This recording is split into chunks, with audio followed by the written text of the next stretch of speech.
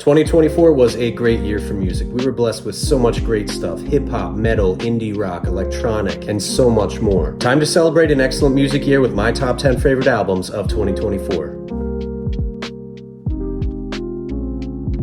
Where the hell did time go? How is 2024 over already? The years just keep getting quicker and quicker, and I get older and older, and it sucks. But one thing that kept me young this year is some great work by a bunch of artists and some albums that I am going to count down as my favorites of this year. As always, this is my opinion. This is not gospel. This is just my view on things and just how I see the music world this past year.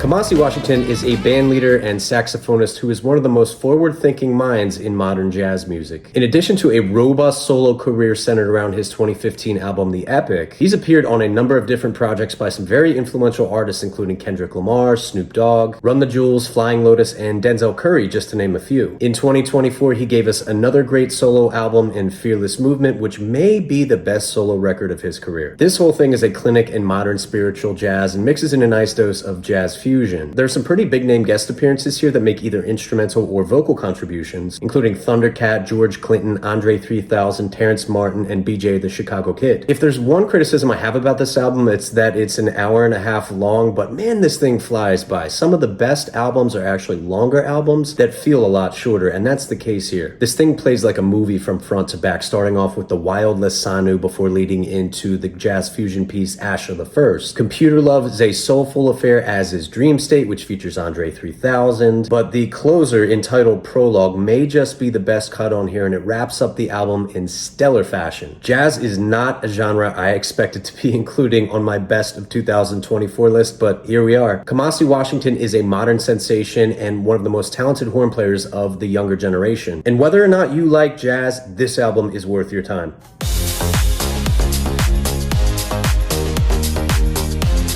The summer of 2024 will forever be remembered as Brat Summer. In June, one of pop music's most forward-thinking and original stars dropped her 7th album, and the legend of Brat Summer was born. This has to be the most infectious pop album I've heard in years, maybe even decades. Pop music overall, not my favorite genre, but this is an album that makes you kind of forget a little bit about genre. This is danceable, it's fun, it's well done, it's upbeat. Shout out to A.G. Cook, Charlie's longtime producer. He made this album sound great. It's an ode to underground London club music, which helped define a generation of partiers. And while it comes off as this fun, bright pop album, it's also got this CD EDM side, which, I don't know, I just really like it. It's decadent. The track list is just banger after banger after banger, starting off with the fun 360, followed by the electro-pop-driven Sympathy is a Knife, and then there's the house-driven Von Dutch. There's a little bit of a slowdown in the mid-album compared to just how quick this thing comes out of the gate, but the end features the awesome B2B and my favorite song, and I think a lot of people's favorite song off this album, the closer, 365. Charli XCX is one of the most consistent pop stars of the last 5 years, and on Brat she expands her artistic and musical prowess, and I think Brat is about as good as it gets for electronically driven pop music in 2024. Even if you're not big on pop music like me, Brat will get you going in some way, shape, or form, and if it doesn't, then I don't think you have a soul.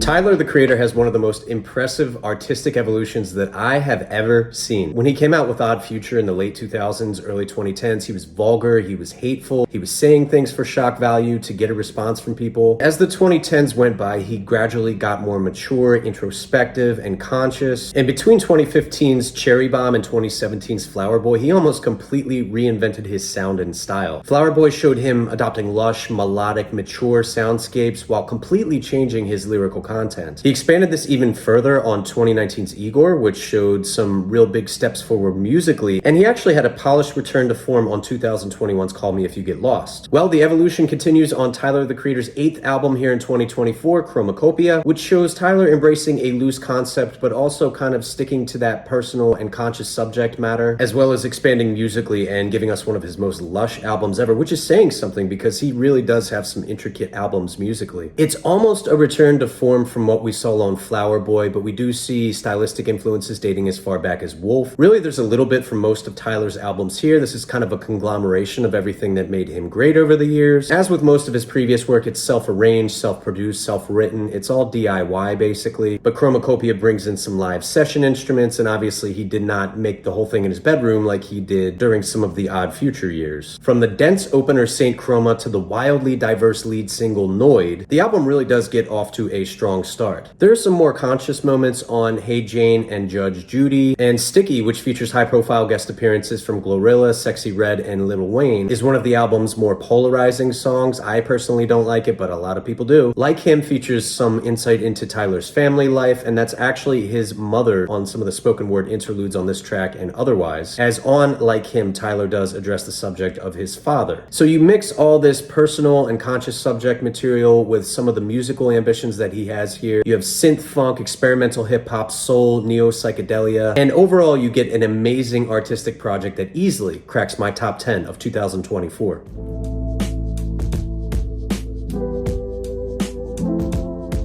In October, we lost one of the most heralded and accomplished artists in hip-hop's modern underground. Ka was a legendary rapper from Brooklyn that had a very consistent string of projects going back more than a decade, with a gruff, subdued delivery and one of the best pen games in existence. Brownsville Ka gave us an incredible body of work throughout his career, leading all the way up to his last album, The Thief Next to Jesus. Most of Ka's albums had concepts, and this is no exception. This essentially calls out the hypocrisy of Christianity while ironically sampling gospel records. The opener, Bread, Wine, Body, Blood, and the uplifting track Beautiful open the album, and this is a record that features some of the most brutally honest subject material that Ka has ever talked about, and also features some of the most forward-thinking production of his entire career. Ka is another artist that had a very persistent DIY attitude, as he self-produced and wrote pretty much everything that you hear on this album and throughout his career. He did have a few guest producers here and there on certain projects, but for The Thief Next to Jesus, he's entirely responsible for everything that you hear, lyrics, beats, and otherwise. This is also extremely consistent throughout. There's not a lot of slow songs. Pretty much everything here is great. I will say that Fragile Faith and Him and I don't really connect with me as far as the production goes, but this is really a small fly in the ointment overall. One of my favorites here is the majestic track Such Devotion, where Ka talks about his rough upbringing and how it helped him evolve into the man that he became. Examples like Such Devotion just show that he's one of the best and most accomplished rappers to ever pick up a pen. And like I said, to add to this, Ka holds down all of the production himself. This is truly a self-made album, and it really does embody the spirit of Ka as an artist. This is a very deep album that will take at least a few listens to unpack, as it is just so intricate lyrically. He gets as deep, introspective, dense, and humble as he's ever gotten, and there are definitely some undertones and references to death here a little bit more than usual, so while we as fans may not really have known what was going on with Ka, maybe he knew he was approaching the end of his life. It kind of seems like it on some of these tracks. I'm devastated that we lost Ka. I really took his passing pretty hard, but I'm at least glad we got one last project, an excellent swan song. The Thief Next to Jesus is one of the best of his career. It's a must listen, and it's definitely one of the best albums of 2024 in my opinion.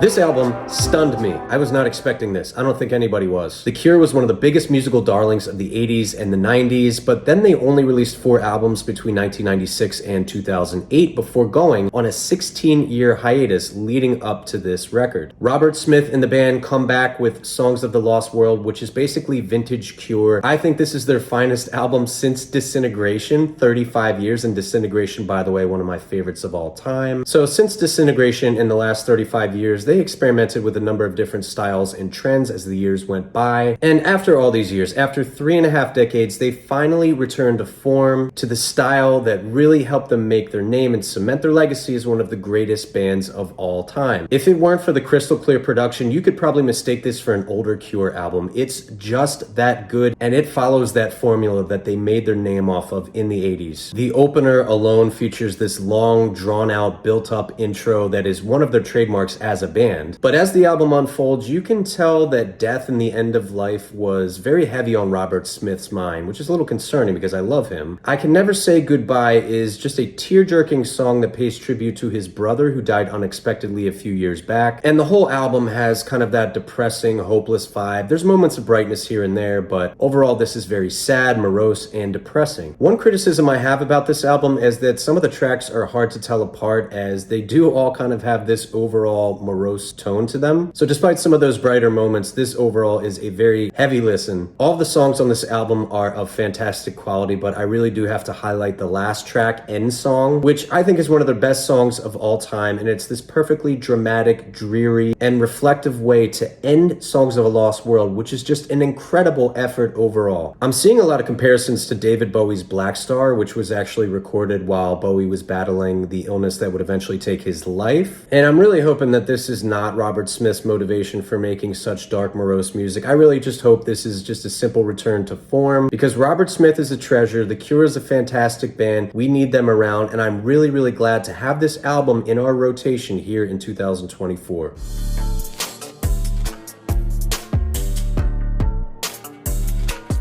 One of the most consistent and boundary-pushing artists of the last decade, jpegmafia comes back here in 2024 with an album that further expands on his ever-changing style. I Lay Down My Life For You is a continuation of the trailblazing experimental nature that Peggy has, and while this is his normal blend of hardcore and experimental hip-hop with a touch of abstract hip-hop as well as some psychedelia, there is more of a rap rock and industrial component to this album as well. Yet another artist that has that DIY, self-produced, self-written attitude. jpegmafia shows off some incredibly advanced production chops here, and I think his production game has really stepped up in the past 5 years or so. His sampling continues to be wild and just completely off the wall in spots, and he remains lyrically aggressive. There are some songs like Either On or Off the Drugs and I Recovered From This that do show a bit more of a personal side of Peggy, but then this gets juxtaposed with wild hedonistic songs like Sin Miedo and It's Dark and Hell Is Hot. There's a fun collaboration with Denzel Curry on the song JPEG Ultra, and then there's some of his patented ultra straightforward, in-your-face lyricism on songs like Don't Rely on Other Men and Ex-Military. While jpegmafia continues to put out music that's layered, dense, chaotic, and sometimes overly active with some of his samples, it's a formula that's really worked for him over the years, and he somehow manages to keep that sound fresh here on his 6th album. He's just such an entertaining artist that's always offering something new, which I love, and I Lay Down My Life For You is just the next chapter in what's been a very satisfying career to watch unfold.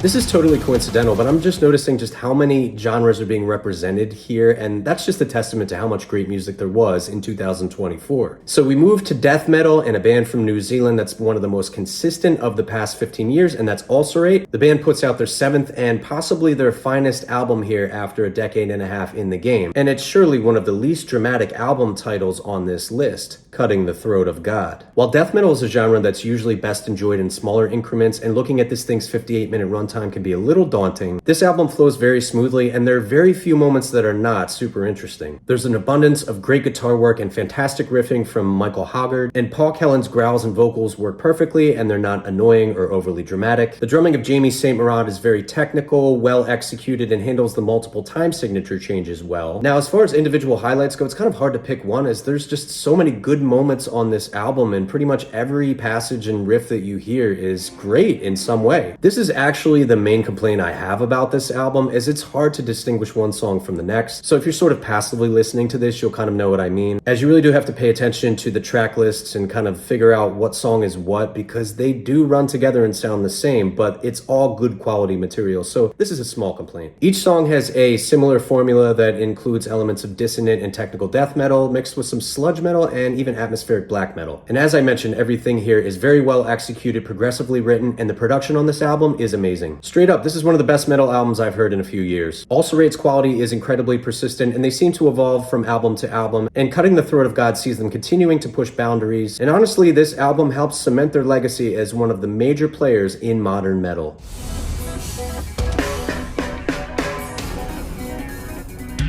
Black Midi is such a fun group. They actually split up earlier in 2024, and I was pretty disappointed, as were many of their fans. However, cause and effect is a real thing in music, and with the group's dissolution, vocalist and guitarist Geordie Greep wasted no time kicking off a solo career. The New Sound is a record that stuck with me on first listen and is growing on me every time I spin it. Recorded between Greep's home of London and Sao Paulo, Brazil, which definitely has an effect on some of the music and the moods we hear. Overall, this is a genre-bending masterpiece, which I'm not really sure how to classify. Do we call it prog rock? Do we call it jazz rock, jazz fusion, art rock, Latin rock? I don't know. I think the correct answer is actually all of the above. Black MIDI certainly is not an afterthought on this album, as the whole thing is produced by session member Seth Evans, and there's even a contribution from Black MIDI drummer Morgan Simpson on the opener Blues. Holy Holy is an upbeat, infectious song, and along with the 12-minute epic song at the end of the album, The Magician, is among the best that this album has to offer. But I will say every song here is whimsical, it's interesting, and it really does keep the listener engaged despite an hour-long runtime. Lyrically, each song seems to tell a story from a different perspective, and according to Geordie Greep himself, many of the lyrics were inspired by people he's met in his travels as a musician. Out of all the records on this list, this is the most ambitious and unique. It's intricate, it's dense, it's layered, and I'm absolutely infatuated with this thing every time I put it on. Great albums have fantastic replay value, and this one is no exception. I'm pumped because I'm seeing Geordie Greep here in New York in January. Let's go.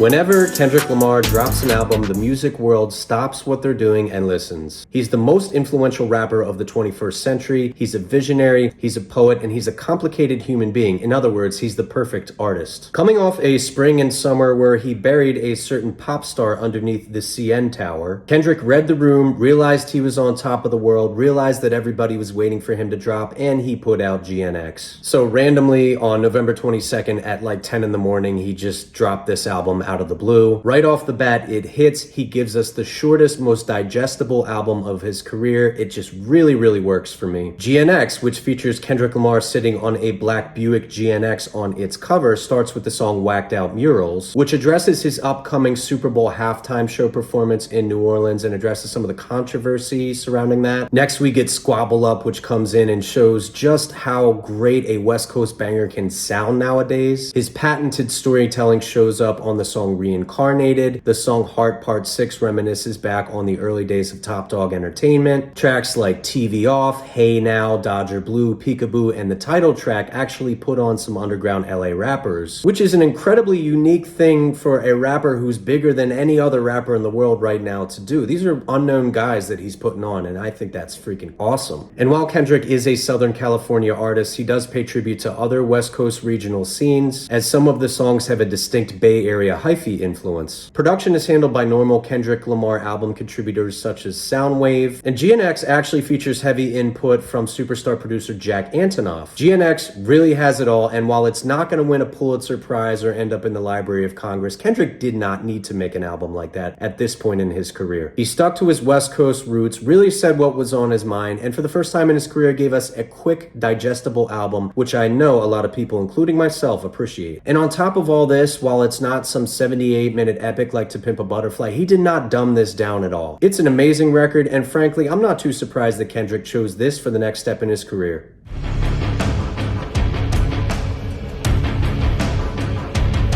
Oklahoma City is the home of the Flaming Lips, which is a great neo-psychedelia band that does the style very well. It's also the home of churches, many churches, and tornadoes, lots of tornadoes. And also the band responsible for what I think is the #1 album of 2024, Chat Pile. I'm relatively new to the Chat Pile bandwagon, and I discovered them about a year ago, which was about a year after their debut album, God's Country, was released. They're back here in 2024 with their follow-up album entitled Cool World, and in my opinion, nothing from 2024 tops it. Chat Pile has carved out their own little niche of industrial metal mixed with sludge metal that also has elements of noise rock and nu metal. When I'm trying to explain Chat Pile's sound to someone who hasn't heard them yet, I tell them it's like early Godflesh mixed with Life is Peachy era Korn, maybe some late 80s Sonic Youth, with just a dash of sludge metal from New Orleans pioneers I Hate God. Their vocalist, Ray Gun Bush, by the way, I love that name, has a chaotic stream of consciousness delivery that actually gets pretty political in spots, as we have politically driven lyrics on the song Shame, which addresses the war in Palestine. Frownland is a groovy, punchy song that's a direct reference to a Captain Beefheart song, and there are some cool storytelling efforts on the songs Funny Man and Camcorder. And while the lyrics are omnipresent and you can't avoid Ray Gun Bush's vocals, it's those soundscapes that really do it for me. Every song has these groovy, sludgy, nihilistic passages that feature a ton of musical dissonance as well as some slower, more atmospheric moments. The sound of the drums and bass performed by Captain Ron and Stin, respectively, are muddy and industrial, and this production style fits the music music perfectly. The guitar work from Luther Manhole is particularly stunning throughout, but especially on the songs Frownland, Mask, and No Way Out. It comes down to personal preference, but in my eyes, this is a perfect record. They took what was great about their debut album God's Country and they just really ratcheted it up and gave us an album dripping with suffering and desperation, but somehow, someway they managed to make it accessible almost. Among the music, the delivery, the societal snark, I'm convinced that Raygon Bush and the rest of the band would be a great group of guys to sit down and have a deep conversation with. So yeah, cool world, cool album. Best of 2024 for me. And now, a few honorable mentions. Magdalena Bay's Imaginal Disc is a fun, psychedelic poppy album that's just such a fun listen. Lupe Fiasco's Samurai is a quick-hitting project from a proven wordsmith with just some awesome jazz rap beats. Vampire Weekend's Only God Was Above Us is a great example of indie rock mixed with all different styles of pop. Mac Hami's Rich Ass Haitian is an eclectic collection of beats and rhymes from one of hip-hop's most mysterious figures. Igloo Ghost's Title Memory EXO is a fantastic electronic album that borders on experimental hip-hop at times, but at heart is an excellent deconstructed club album. Billie Eilish's Hit Me Hard and Soft is a great alt-pop album that I expect to make some serious inroads at the Grammys this year. Common and Pete Rock's The Auditorium Volume 1 is a fantastic return to form in 2024 from one of the East Coast's best producers and one of Chicago's most well-known native sons. Knocked Loose's You Won't Go Before You're Supposed To is a great metalcore album that's one of the most popular heavy albums of the year. Vince Staples' Dark Time is a return to form of sorts, as he gets personal, introspective, and conscious over some idealistic beats. What did you love from 2024? What are your favorite albums of the year? Which of my picks did you vibe with? As a reminder, this is my opinion and my opinion only, and while I try to be as diverse as possible, I do have some particular taste that may not be for everyone. But if you do like what you saw here, please leave a comment, and it always helps to have new subscribers join the channel. These are the albums that got it done for me here in 2024, and I want to thank you for sharing this journey with me.